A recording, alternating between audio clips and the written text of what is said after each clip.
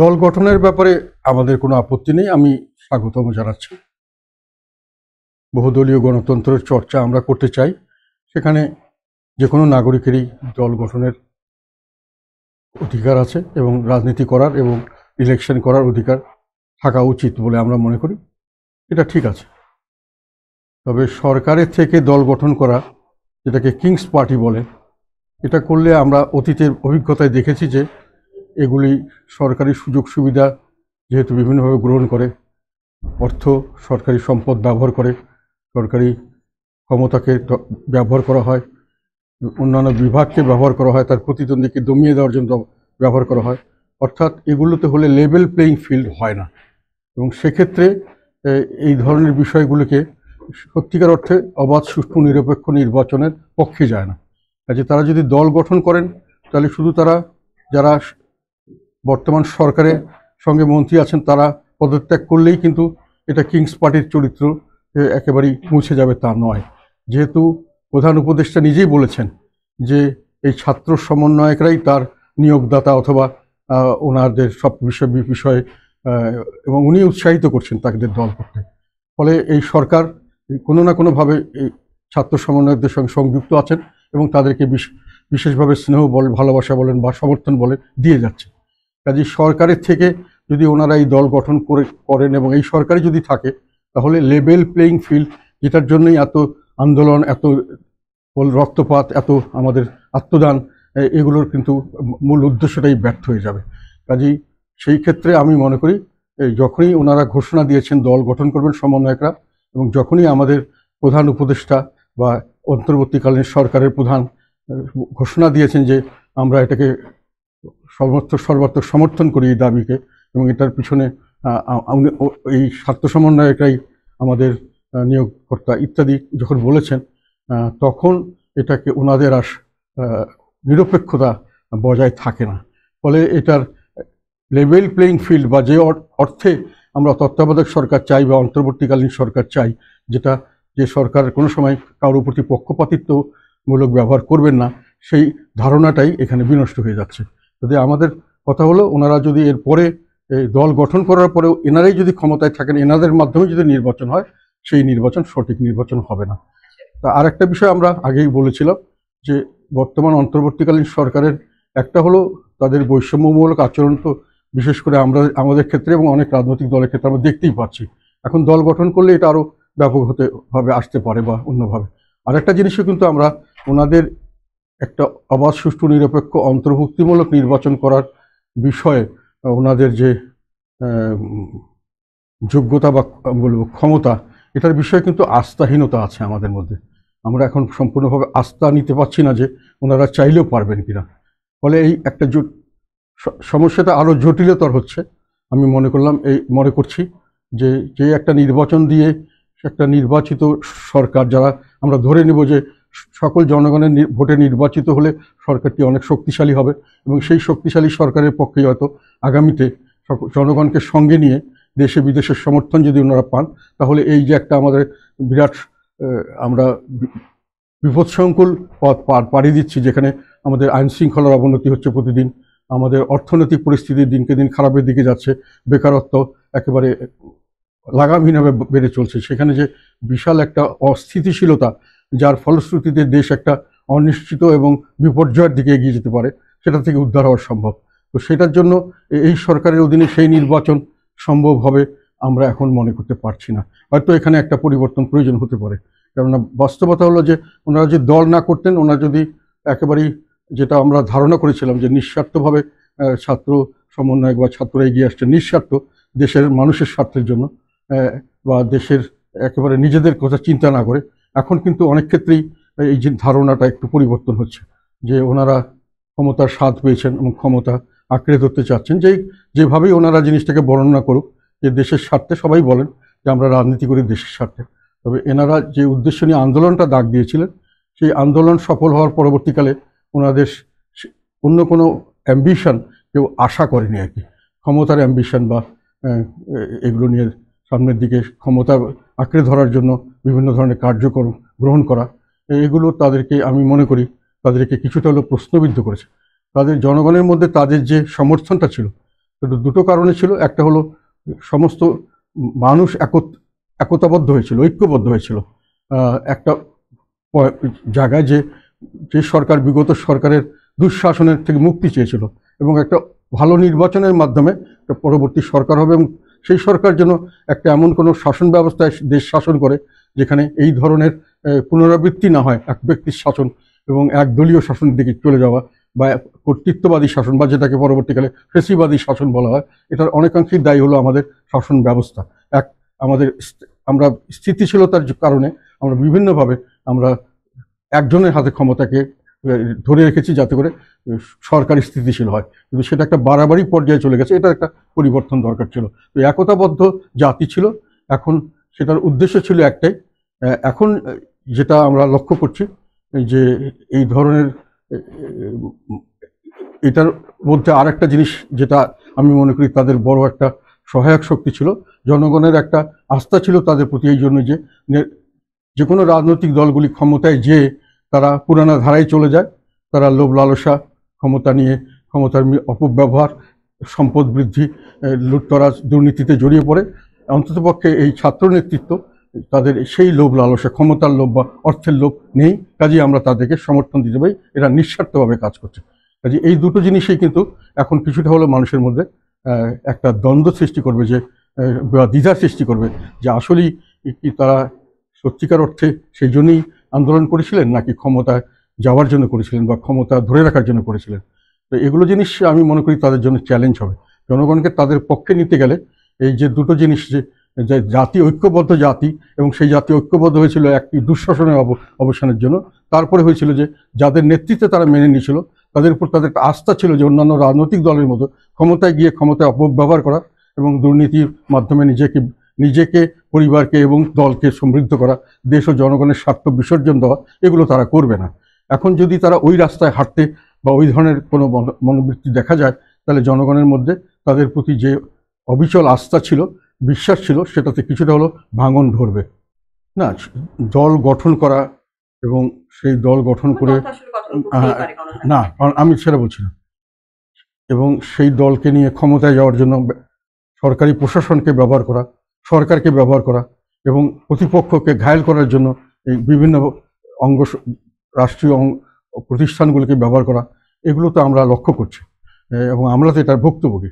কাজেই তারা যে একেবারেই নিঃস্বার্থভাবে সকল জনগণের জন্য করছেন, এটা তো সবসময় বিশ্বাস করতে শঙ্কা, আমাদের দ্বিধা হচ্ছে।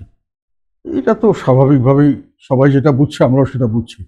দেশ ভালো চলছে না, কাজে তাদের আন্দোলনের যে সুফল মানুষে আশা করেছিল সেটা দিতে পারেনি, এবং যারা সরকারে এসছেন তারা বলছেন যে আমরা তাদের মাধ্যমে এসেছি। কাজে আমার ধারণা যে সার্বিকভাবে জিনিসটা এরকমই দাঁড়িয়েছে যে তারা যেসব প্রত্যাশা মানুষেরকে সৃষ্টি করেছিলেন সেগুলো পূরণ করতে পারছেন না।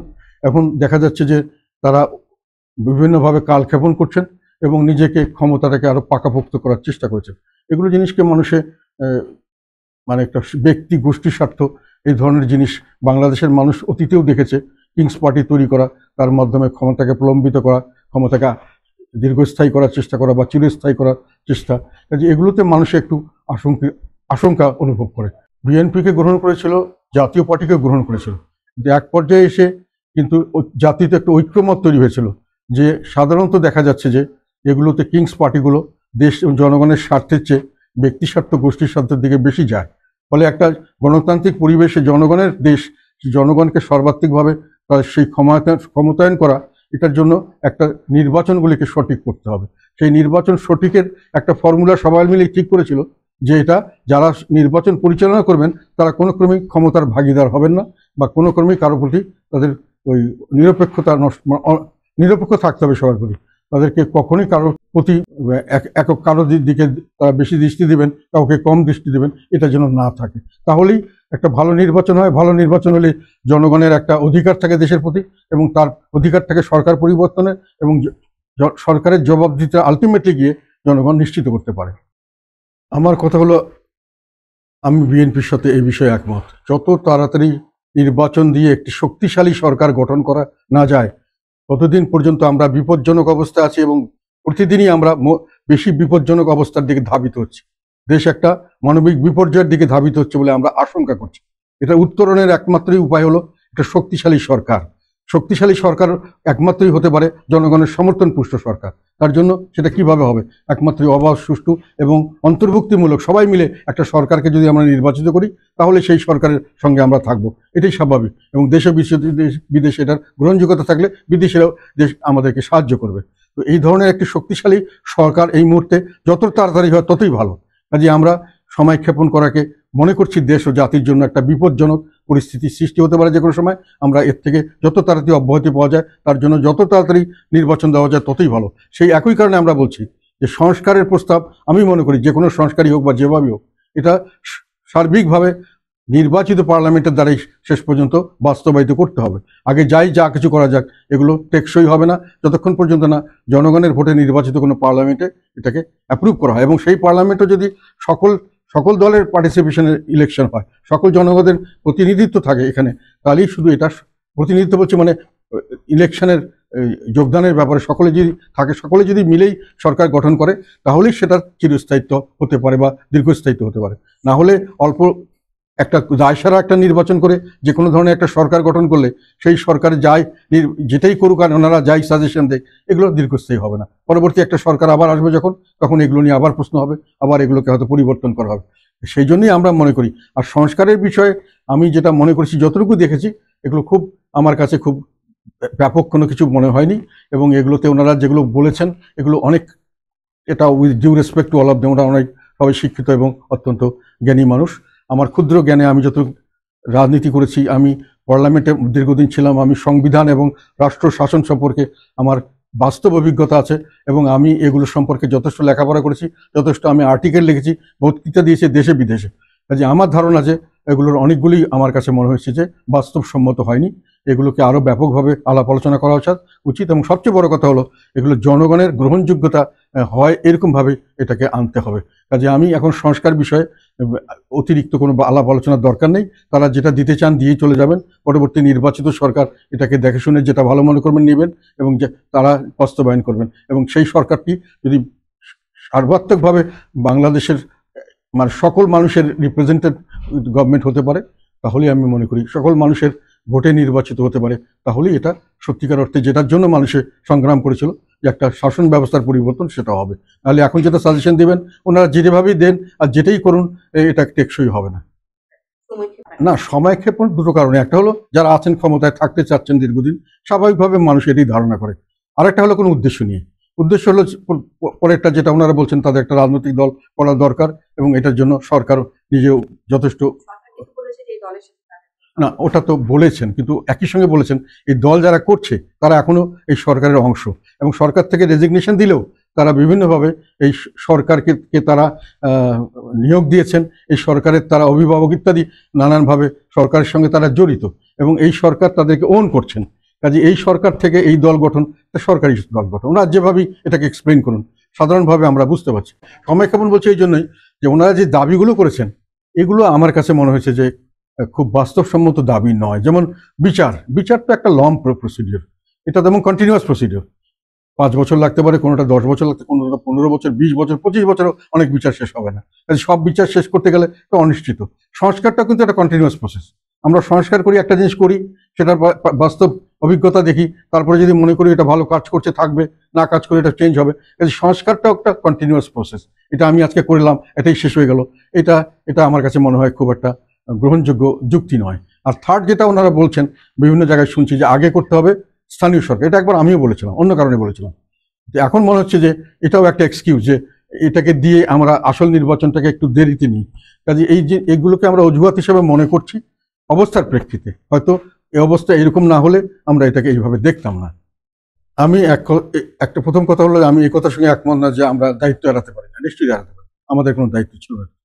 আমরা অবস্থার শিকার হয়েছি। নির্বাচন যাওয়াটা কোনো ক্রমেই কোনো কিছু খারাপ কিছু নয়, যেহেতু আমাদেরকে বাধ্য করা হয়েছে, এটা সবাই জানে। এবং 2 নম্বর কথা হলো, নির্বাচন করাটা কোনো আইন বিরোধী কোনো কাজ না, এটা কোনো অপরাধ নয়, সেটা বড় কথা নয়। এটাকে আমাদেরকে করা হচ্ছে কেন, এটা আমি কিছুটা হলো এখন আজ করতে পারছি, বা অনেকেই অনেক ক্ষেত্রে এটা আমাকে বলেছেন বা অনেকে আলাপ করছেন এখন নতুনভাবে। আর আওয়ামী লীগকে এই ধরনের তকমা দেওয়া আমি ব্যক্তিগতভাবে মনে করি এটা সঠিক নয়। কারণ আওয়ামী লীগের কিছু লোক হয়তো করেছেন, কিন্তু আওয়ামী লীগের যে ভোটার সংখ্যা বা তাদের যেটা সার্বিকভাবে যে তাদের সমর্থক তারা সবাই যুদ্ধ অপরাধী, এটা বলা ঠিক নয়। লিডারশিপ চেঞ্জ হয়ে গেলে সেই দলকেও সঙ্গে সঙ্গে ব্যানিশ করতে হবে, এটার কোনো অর্থ নেই। লিডার খারাপ কাজ করলে লিডার চলে যাবে, আরেকজন লিডার আসবে, এটাই স্বাভাবিক। কাজে ওটা ব্যান করার কিছু নেই। আর আমাদের কথা তো আমি বললামই, আমরা কোনো সময় এটা দায়িত্ব নিতে পারবো, নেওয়ার কোনো কারণই নেই, এবং এটাকে জোর করে চাপানো, যেটা নতুন করে শোনা যাচ্ছে, এটাই হলো ইন্টারেস্টিং কথা। সেটার জন্যই এখন থেকে শোনা যাচ্ছে যে যারা নতুন দল গঠন করছেন, কিংস পার্টি, তারা আবার টার্গেট করছেন জাতীয় পার্টির নেতাকর্মীদের, তারা আবার কিছু কিছু ক্ষেত্রে আওয়ামী লীগের নেতাকর্মীদের তারা টার্গেট করছেন তাদের দলে নেওয়ার জন্য।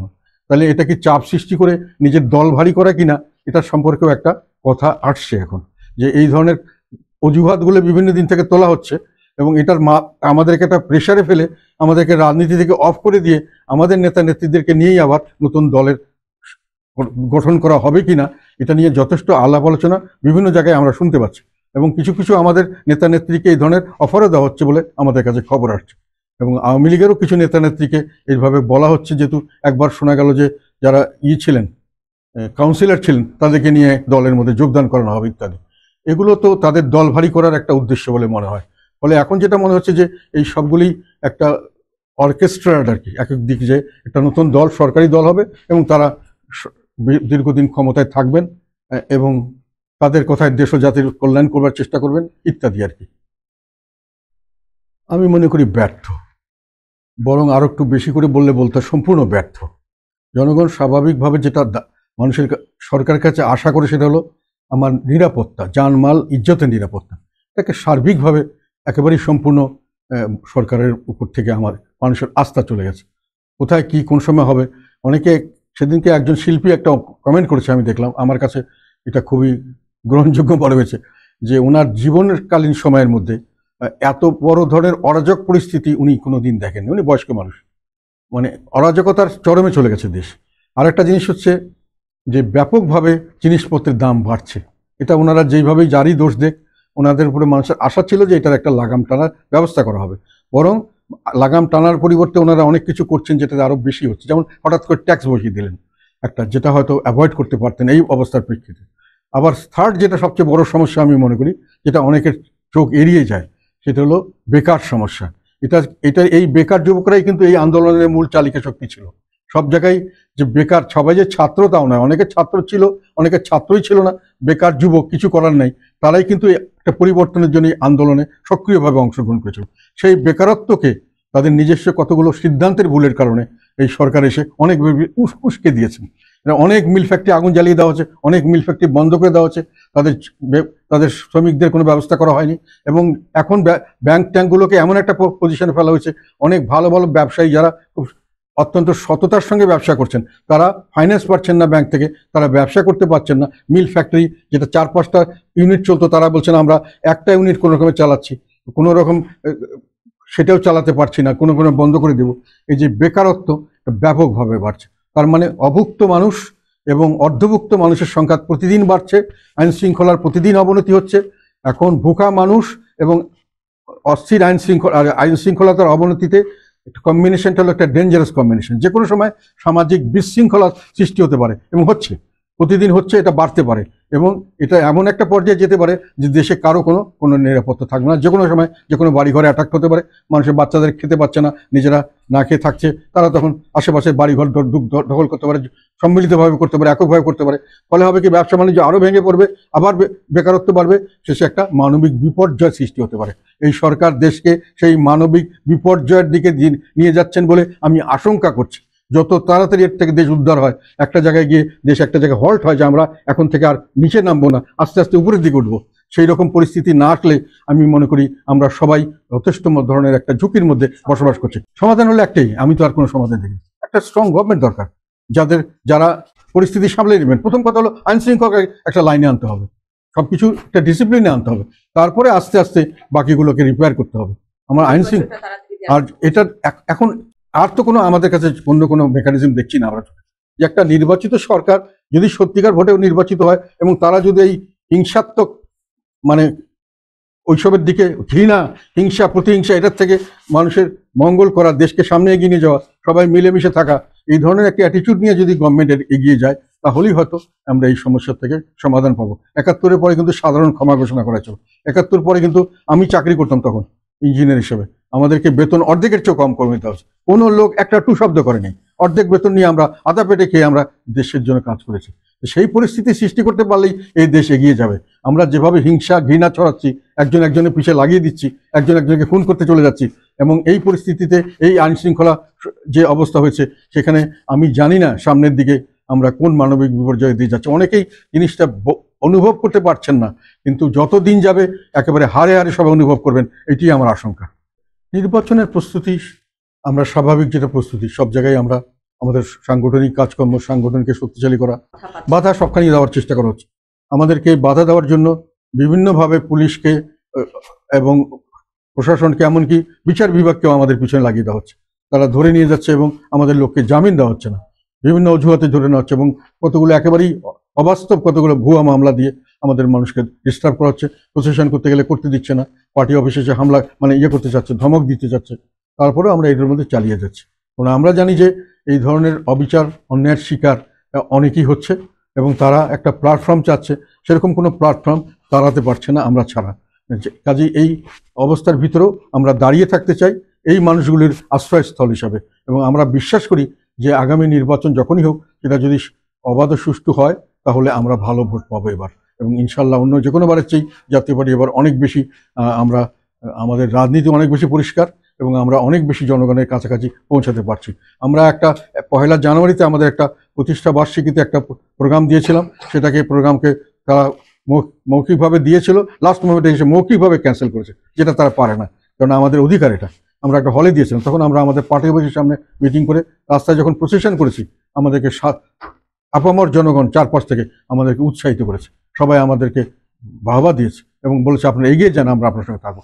প্রকাশ্যভাবে আমাদের আশেপাশের লোকজন দাঁড়িয়ে বলেছে যে আপনাদের সঙ্গে আমরা থাকবো। কারণ আমরা জানি যে অনেক মানুষ যারা মুখের কথা ভাষায় প্রকাশ করতে পারছেন না, ভয়ভীতিতে বসবাস করছেন নানান কারণে, অত্যন্ত অন্যায্য কারণে, এবং তারা এটার জন্য প্রতিবাদ করতে চান, এবং সেই প্রতিবাদ তারা আমাদের কণ্ঠস্বরে সেই প্রতিবাদ প্রতিফলিত হোক, এটা তাদের প্রত্যাশা। তো আমরা এই প্রত্যাশা পূরণ করছি। আমরা আশা করি সামনে নির্বাচন যদি সেরকমভাবে হয়, আমরা এর প্রতিফল পাবো, আমরা এর ফল পাবো, ভালো ফল পাবো।